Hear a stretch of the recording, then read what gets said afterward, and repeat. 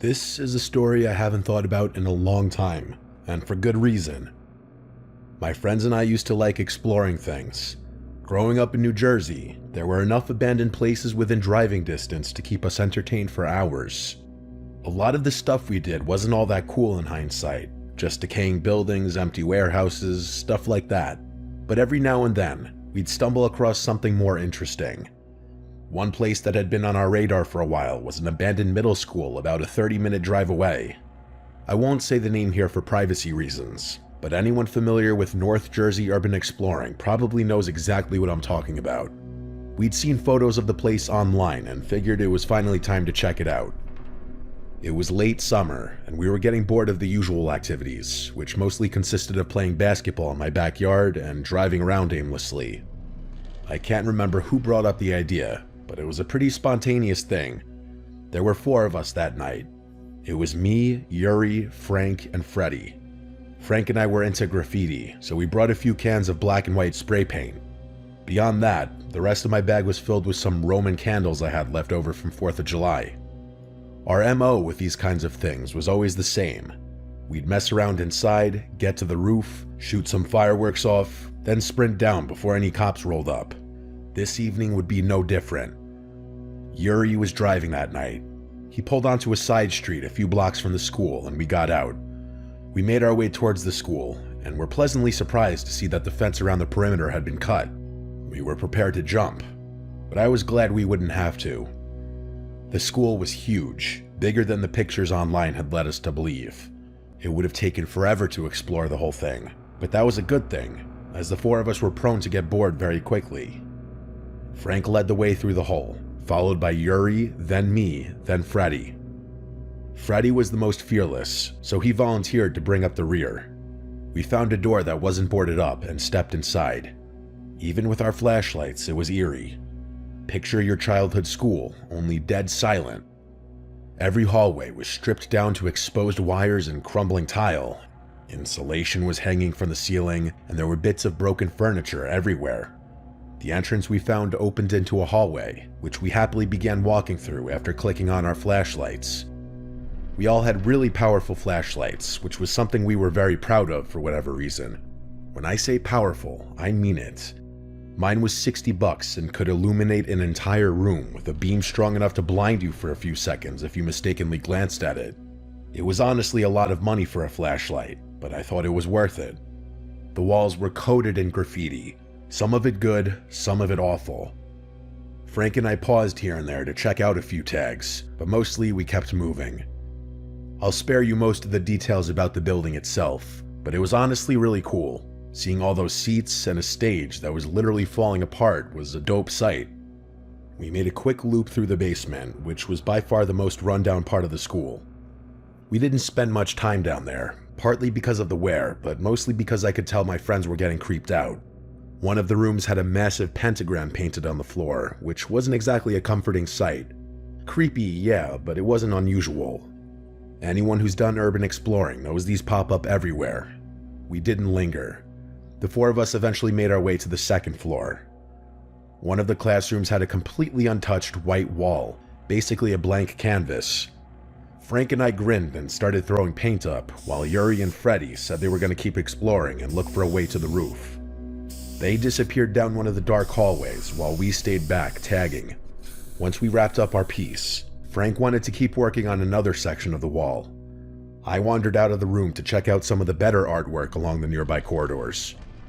After about 5 minutes of just standing and admiring the art, I heard Frank yell out from behind me. He sounded angry and asked if I was messing with him. I told him I don't know what he was talking about, and he told me to quit the act, still angry. Before I could figure out what he meant, he said, "I know you took my bag." I swore I didn't do anything, that I had been standing in the hallway the entire time. He believed me and muttered something about how it must have been Freddie. To be fair, it was the type of thing Freddie had a tendency to do.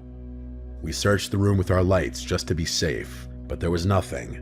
The bag was gone. We couldn't do much more tagging without the bag since it had all the unused paint in it, so we just went to find the guys, who we assumed were on the roof by then. We went as far up as the stairs would take us, but unfortunately, they didn't lead to the roof. We wandered the floor aimlessly, checking various rooms for a way to the roof. At one point, I walked into a small side room and froze. There on the wall was another pentagram, like the one we had seen in the basement, only this one was much more ominous. It was freshly painted, which I could tell because paint was still dripping down it, and in the corner of the room was Frank's bag just sitting there. Frank stepped into the room behind me and immediately noticed what I was looking at. Without skipping a beat, he grabbed his bag off the floor and said in a pretty loud voice, "What the hell is wrong with him?" I didn't respond. Even as a joke, it seemed like something that crossed the line a little too much, even for Freddy. We left the room and started walking down a random hallway in silence, just wanting to find our friends. Just then, we heard rapid footsteps thundering towards us. It was Freddy and Yuri, who motioned for us to follow them. We didn't even have time to be pissed at Freddy, we just ran. Here's a good rule to live by. If someone tells you to run, you don't stand around and ask questions. That's just plain stupid. As we ran, Yuri tried to explain what was going on, but I couldn't really understand him over all the noise. All I gathered was that we were running from someone, most likely multiple people. The four of us tried to find our way back to the exit, but it was a literal maze in there, especially given the circumstances. Eventually, we stopped to catch our breath at a corner in what felt like a completely different wing of the building. We all agreed that if we just found a random stairwell and went down, we'd eventually find a way out. It didn't sound like there was anyone chasing us, so we decided to move slowly and just be as quiet as possible. After finding a stairwell, we went down a couple floors. Once we got to what we all agreed was the ground floor, we started walking through the hallway, thinking we were in the clear. But just then, this sharp hissing noise rang out from somewhere in front of us. A steady, sharp hissing. That's the best way I can describe it. It sounded like someone trying to imitate a cat. The four of us froze, hoping that whoever was down there didn't notice us. But as we were slowly and quietly retreating back the way we had come, a deep voice said something from beyond the darkness in front of us. He said, word for word, "I should have cut you when I had the chance." We didn't wait another second, we just ran. This time I could actually hear several sets of footsteps behind us, which made things 10 times scarier than they had been before. They were yelling obscene things behind us. Stuff about how they were going to kill us and how they had all the exits covered. It was the scariest moment of my life. I thought we were going to have to run back upstairs and hide somewhere in the building, but somehow Yuri took a turn at the right moment, and up ahead we saw the original door we'd come through. We kept running even after making it outside, then through the fence and all the way back to Yuri's car. Yuri drove off, and even though we all looked back at the school, there wasn't much we could make out on account of how dark it was. We weren't sticking around though. As we were driving away, Freddy told us their side of the story.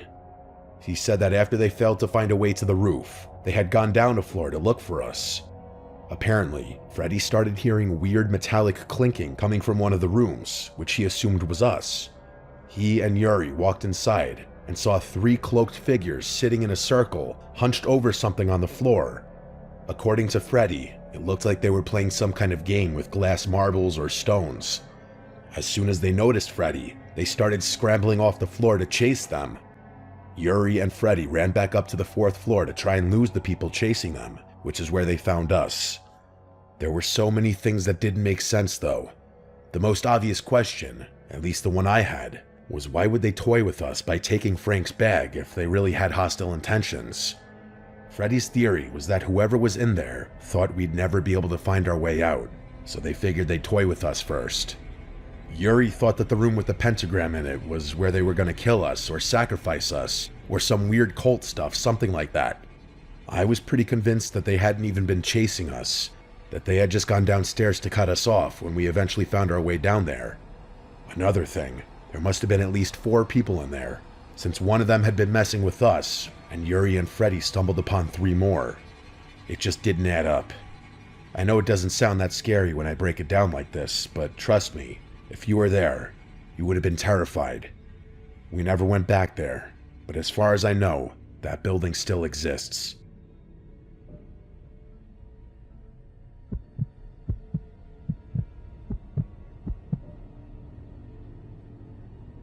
This happened a little over 5 years ago. I had just moved into my first home, which I currently no longer live in. At the time, I was coming off a long stretch in a cramped downtown apartment in Spokane. Convenient location, sure, but I'd grown tired of the constant traffic noise, the crowded sidewalks, and the feeling that I could hear my neighbors breathing through the walls. I wasn't a kid anymore, and I was ready for something quieter. The place I ended up renting was a small one-story home on the outskirts of some rural town, tucked behind a stretch of pine trees with a narrow gravel driveway. There's really not much else to say about it because it wasn't much to begin with. Just 2 small bedrooms, an outdated kitchen, and a cramped bathroom. But it was peaceful. The nearest neighbors were a little ways down the street. They were out of eyeshot and definitely out of earshot. Finding a job out there was the most frustrating thing, but I was eventually able to land one. Between the hours and the general exhaustion, I didn't have much of a routine. I mostly lived off takeout and kept to myself.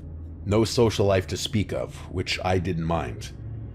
This particular night happened in late October. I had just gotten home from work, maybe around 9:45 or so.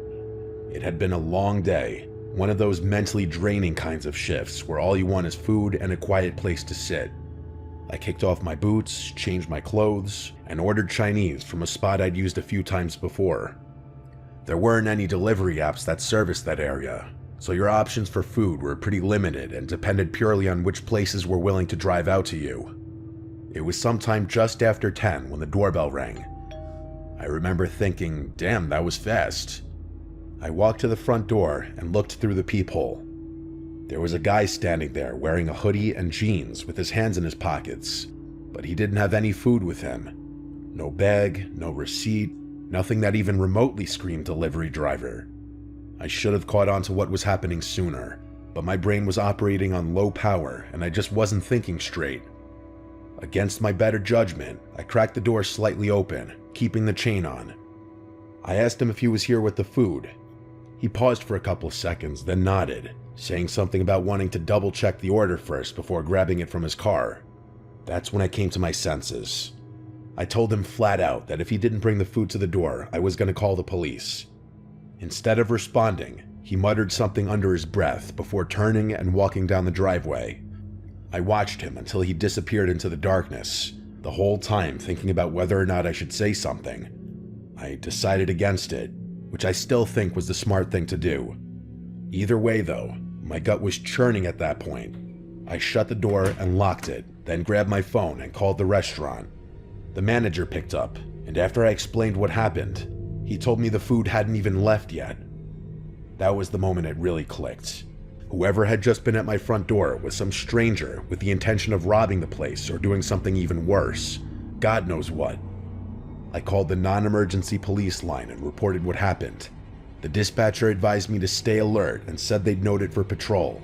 It wasn't urgent enough for a response, but it was enough to get logged, which I figured was fair since nothing actually happened, and in all likelihood, the guy had probably just left. 20 minutes later, the actual delivery guy pulled up. I took the food and paid him, and that was that. Around 11:30, I was in the living room watching TV with the lights off when I heard a noise. A faint scraping sound coming from the back of the house. I muted the TV and froze, trying to be as quiet as possible. After a few agonizing seconds of silence, I heard the scraping sound again. It was coming from the back door. I was absolutely sure of it. I stared dead straight at the back of the door, and to my horror, the doorknob slightly jiggled a few times. Someone was testing it. Without another thought, I quietly called 911 and told them what was happening. I grabbed a kitchen knife and locked myself in my room, still trying to be as quiet as possible. After a good 15 minutes, an officer finally announced himself at my front door, and I rushed to let him in. The police did a search of my property and the surrounding area. No one was in sight. Despite that, one of them pointed out something near the back door. Fresh pry marks. It looked like someone had tried to wedge something under the lock, probably a flathead or a pocket tool. I gave them my statement and connected it to what had happened earlier. They said patrols would be increased temporarily, but other than that, there was nothing they could do. As much as that answer dissatisfied me, I had no choice but to accept it and move on. I'd be lying if I said I slept soundly after that, but the next few nights passed without incident. I told myself there was no way that guy would return after getting the police called on him twice, and he didn't. But a few nights later, I woke up sometime after midnight to sirens. Police sirens. They weren't too close, but they were loud enough to rattle me awake. I got up and went to the window just in time to see 3 cruisers fly past my house with their sirens blaring. I was glad that it had nothing to do with me, but I was still curious nonetheless. I figured it was probably some unrelated domestic thing and just went back to bed. But not 20 minutes after I had fallen back asleep, I was woken up again, this time to knocking at my front door. I groggily got out of bed, walked over to the door, and checked the peephole. There were 2 uniformed officers standing on the porch. When I opened up, one of them asked if I recognized someone they just detained a few streets over. He held up his phone and showed me a photo. It was him. It was that guy from a few nights earlier, the one who had tried to break into my house. I emphatically confirmed it with audible shock in my voice. Apparently, he'd just been caught trying to break into someone else's house nearby. They had him in custody and figured there was a chance there was a tie to the call I had made earlier in the week. The officers told me I wouldn't have to worry about him anymore, and I thanked them. That was the last I ever heard about it. They never followed up with me, and I never inquired. I was just happy to move on with my life and basically forget about the whole thing. I actually ended up moving out of that house shortly after that, mostly because I was going crazy living in isolation.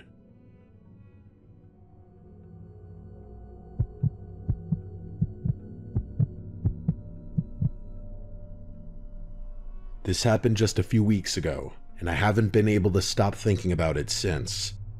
My name's Catherine, and I'm a 24-year-old law student about to start my 2nd year at NYU. For anyone unfamiliar, first year is a nightmare. I don't think I slept more than 4 hours a night from September to May. So when summer finally rolled around, I promised myself I'd enjoy it while I could. That meant going out a lot, especially on weekends. I was staying back home for the summer for a couple of reasons. It was easier on rent for one, and all my hometown friends were around as well. Plus, it gave me a nice sense of familiarity in return that you can only get from being at home. Most Saturdays, we ended up at the same handful of bars a couple towns over. There's one in particular that's always packed, and that's where I was with my friend Jackie the night everything went down. This is gonna sound bad, but I have this habit of pretending to be kind of ditzy when I meet guys at bars. Nothing too over the top, just enough to let them assume things, and assume things they do. I'm not sure if this has always been a dynamic surrounding nightlife, but the guys at bars, at least the ones I interact with, seem to assume every girl they talk to is brain dead. I'm not a genius or anything, but I'm definitely not brain dead, and yet, somehow, pretending to be dumb is kind of fun. I can't even really explain why I do it, I just think it's funny seeing how guys react, and I'll admit, there's something satisfying about flipping the script once I get bored of playing dumb. Jackie and I had just gotten our drinks and we were scanning the crowd when these 2 guys slid into conversation with us. We later learned their names were Sebastian and Luke. They seemed pretty normal. Not immediately creepy, decent looking, confident, no readily apparent red flags either, which was always a good sign. Jackie seemed to click with Luke almost instantly, so I figured I'd stick it out and talk to Sebastian. He wasn't bad, kind of charming actually. We actually talked to them for a really long time, which was kind of shocking to me considering the vast majority of these bar encounters don't last more than 5 minutes. Jackie's not exactly what you'd consider a nice girl, so the fact that she wasn't closing herself off to conversation was saying something. At one point, she grabbed my arm and whispered that she needed the bathroom. As we were leaving, Sebastian asked if we wanted anything to drink. I told him we'd both have a rum and coke, which I opted for because it's a pretty standard drink that even a college bar bartender would have trouble screwing up. In the bathroom, Jackie admitted she was thinking of going home with Luke, preferably sooner rather than later. I was pretty shocked by the news, to be completely honest with you. I'm usually the one to make the poor, spontaneous decisions, not her. I questioned why she was acting in such an uncharacteristic way, and she tried convincing me that Luke, quote, could be the one, which was obviously laughable, but I wasn't going to tell her that. Instead, I just shrugged. I wasn't particularly invested either way, but I figured if she was into it, I'd be a good friend and just go with the flow. As we were returning from the bathroom, I spotted the guys across the bar. They didn't seem to notice us. Interestingly, they weren't laughing or talking in the fun, relaxed way they had been before we left. Instead, they were just kind of standing there with blank faces. The closer I looked, the more it seemed like they were actually whispering, which was even stranger. For whatever reason, that little change in behavior gave me a really unsettling feeling that I couldn't shake. As soon as we got within a few feet of them, the energy shifted again. It was subtle, but I noticed. They both snapped right back into the casual bar vibe they had been sporting just a few minutes ago. Luke nudged 2 drinks toward us without saying much. I looked down. There were 4 drinks total, 2 rum and cokes and 2 something elses. I couldn't really tell what the other drinks were, but based on the bright yellow color and the slushy looking liquid, one thing was for sure. They definitely didn't look like something most guys would order. I decided to take advantage of that. With as innocent a smile as I could muster, I pointed at the peculiar looking drinks and asked the guys what they were. Sebastian said they were pina coladas, which was beyond random. I tilted my head and gave him a teasing look, trying not to make it too obvious that I thought something was up. In a playful voice, I said, "You know, I think these drinks might be too girly for you guys. I would hate for anyone to catch you sipping them." Before waiting for a response, I reached out and slid our rum and cokes across the table, replacing them with the frozen drinks. Then I raised my glass and took a long, slow sip before giving Sebastian a little wink. Jackie caught on and grabbed the drink I pushed in front of her. She looked at me for a second, clearly confused, but she went with it. Sebastian stared at me for a long second with his eyes narrowed, like he was sizing me up. Then he just laughed and said, "Touché." He started sipping the rum and coke, and admittedly, that put me at ease. Luke followed suit. We finished the drinks without incident. At that point, Jackie was being pretty obvious that she wouldn't mind leaving soon. Luke eventually took the hint, suggesting that we all go back to his place for a nightcap. That's when I started feeling like everything was normal again. I didn't think it was likely that the guys would have invited us over if they suspected we knew something was up. We Ubered back to his apartment, which wasn't anything fancy. Just a modest second-floor unit in a small complex nearby. Inside, it was cleaner than I expected, but weirdly minimal. Like there wasn't much furniture or decoration anywhere, almost like he had just moved in. Luke had some White Claws in his fridge, so we kept the energy going by drinking those and playing some music on his TV. At first, everything seemed normal. There was no sign that anything was off whatsoever. In fact, it kind of seemed like the guys were starting to sober up. But that didn't last long. We couldn't have been there more than 20 minutes when things got strange again. The guys seemed to be getting progressively drunker really fast. They started slurring their words and laughing to themselves. And then, just like that, the 2 of them fell asleep on the couch within minutes of each other. It was a pretty horrifying sight. My initial suspicion that they had messed with our drinks was proven right in front of our very eyes. Jackie was oblivious to what was going on, but I don't blame her. She was significantly drunker than I was. She rushed over to Luke and tried to slap him awake, but I pulled her back and told her to calm down. I asked her if she remembered me switching the drinks, then told her I thought it was because they might have done something to them, and it turned out I had been right. She looked at me with this shocked expression and then just said, "Oh my God," over and over and over again. The 2 of us just sat there for a few minutes, trying to calm each other down and figure out what to do next. I wanted to just leave right then and there, get as far away from those guys as possible, but Jackie was determined to find some kind of incriminating evidence. We looked around a bit, but it's not like we're crime detectives. Plus, what exactly were we supposed to do? We weren't going to flip the place upside down looking for something we didn't even know was there. I told Jackie this, and after a little persisting, I finally got her to leave it alone. We left not long after that. I think we were both still in shock. We never went to the police, not that night or the next morning, and at this point, we probably never will. I know that might sound irresponsible or even stupid, but we don't have any real evidence that they did anything sinister or illegal.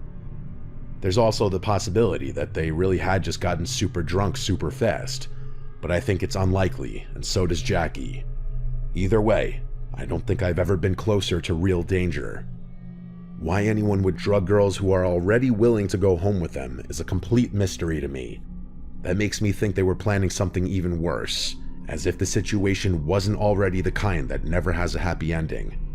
Also, and this is the part that confuses me and makes me doubt myself the most, why the hell would they agree to let us go home with them if they knew they were hours away from passing out? I guess it's possible that they thought the drugs wouldn't affect them because of their bigger size, but I don't know, that might just be stupid. Also, why even bother taking the risk? I really can't begin to explain any of it. This is going to be something I think about regularly for a while. I know it's my own stupidity for letting someone else control my drink, but it's just crazy to think about what some people will do to get what they want.